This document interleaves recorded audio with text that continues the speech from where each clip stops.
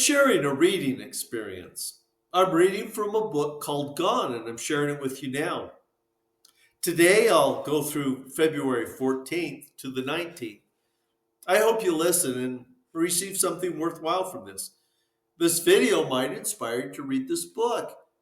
It's my hope that you'll search from the best books and gain information and ideas to help you to become a better person.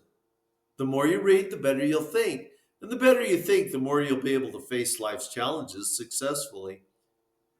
February 14th. Valentine's Day was a very special day for Dad and I. We always went out to dinner. We'd go to places like the Stardust, where tables were elaborately situated by the dance floor, and we would dance to wonderful music. I remember I liked the pink sorbet. When we got older, in our twilight years, we often had family over. I remember one year, my granddaughter Brienne was sad because she didn't have a Valentine made for her mommy. I told her, "Don't worry, sweetheart. Just give your mommy a hug and tell her Happy Valentine's Day." I didn't raise to the situation. I should have sat down with her and helped her make a card. I've made a lot of mistakes like this in my lifetime. Sometimes when I see my faults and make mistakes, I don't like myself too much, and I wonder if God is displeased with me.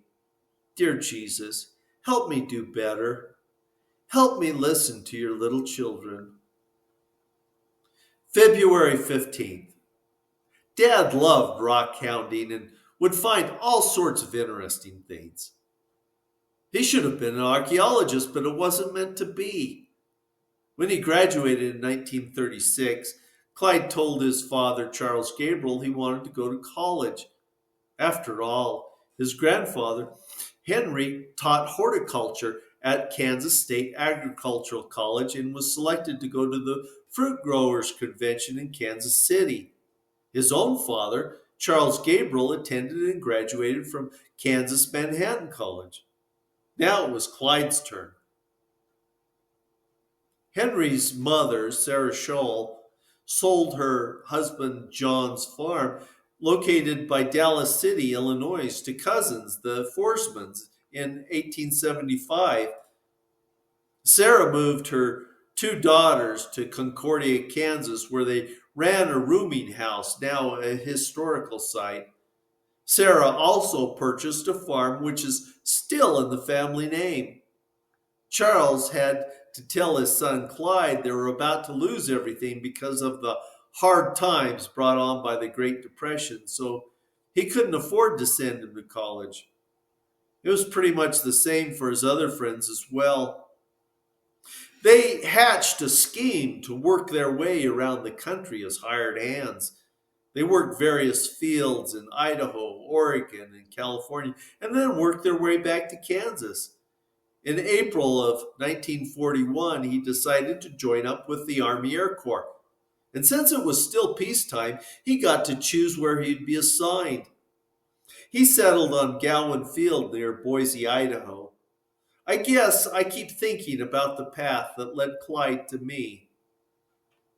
February 16th. My brother Elby was a big guy. He became a logger and loved it. You should see how many pancakes a logger can eat. He was a hard worker, but he never ate right. You don't suffer for poor eating habits until later on in life. Brian doesn't eat right either. He would rather work than eat. Elby was this way. Mama was the only one that knew how to help Elby eat responsibly. February 17th. Linville was born on this day. His birth was a bit of a miracle. He was born blue and wouldn't cry. Mama Anna Day put him in a pan of warm water and rubbed him. She began to cry as she said, "I think I've lost him." Then Grandma Sarah Jane breathed into his mouth and Linville began to cry. The next morning, both grandmas were working and laughing together, happy that Linville had made it. Linville was named after Thomas Puckett's mother's maiden name. Unfortunately, the Quakers don't list the last name of their wives. So that's the only documentation of this name in our line. I What I know is that Thomas's mother and father were from North Carolina and they moved to Ohio where they had Thomas. When Thomas met his third wife, Nancy, he was living in Kansas, 30 or 40 miles from where Dad's family was located at the time. At the time, Thomas had lost his wife and was trying to raise a little girl named Ellie and a baby named Charlie. He was having a tough go of it before meeting my grandmother, Nancy. When Papa first came to Ponderay to work, there weren't many places to live in this little boom town. Ponderay, Sandpoint, and Kootenai were all boom towns at the time. When I was 5, we lived in a little yellow house in Ponderay, and we lived next to Herbert and Ruth Ellis. Herbert first showed me how to write by making ovals and what he called pushes and pulls, and then he let me practice. I started school when I was 6 and walked to school barefoot because I had no shoes. But I had a nickel tablet and a penny pencil and was very proud of them. I also knew how to write my name by then. Mama had started school at the age of 4, and she was a good student. One day, she walked to school in a blizzard, and by the time she got to school, she was half frozen. The teacher was so amazed at her determination, she stated, "Now there's a girl that'll amount to something." February 18th. One of my dad's friends, Frank Abrams from Wayne, Kansas, suffered terribly after being captured by the Japanese during the war. He was first interned at the Philippine Military Prison Camp Number 1 following his capture on May 6, 1942.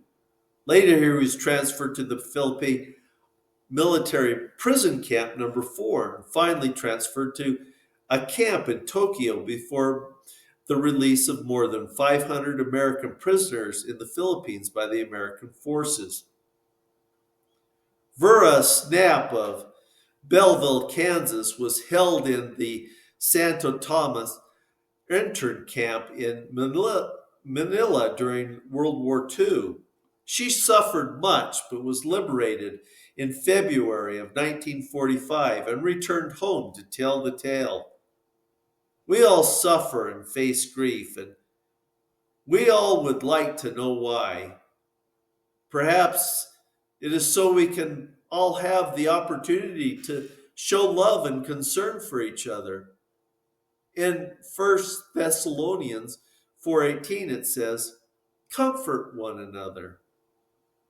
I admire and envy people who know what to do to comfort people in distress and grief. Grandma Day knew when she could step in and help someone. It was a talent she had. What was obvious to her always escaped me. I was never good at knowing when it came time to go to the rescue. I always pray to know what to say because this type of cluelessness is my weakness. Even though we can't all be gifted in knowing what to do or say, we can pray to our Heavenly Father for guidance. February 19th. Papa ended up taking one of us at a time to town with him. One day, Papa loaded us all in the wagon and took us to town. He ended up spending most of his time trying to keep us together. In the store, he had us sit on a bench. One of us would hop down and he would have to sit us back on the bench, but we wouldn't stay put. He never took all of us again, just one at a time, and that made us feel special. No keeps you safe. No can keep your children safe.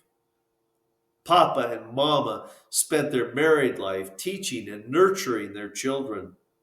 Papa believed being an example is more important. He spent a lot of time with his children, often one-on-one. He listened to us and asked us questions, but would always let us make up our own minds. He stayed in the background, but was always there for us.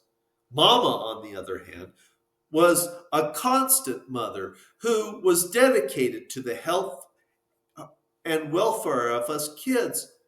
She was very encouraging about school and taught us some very valuable lessons. She taught us much self discipline. Thank you for joining me. Until next time, fare thee well.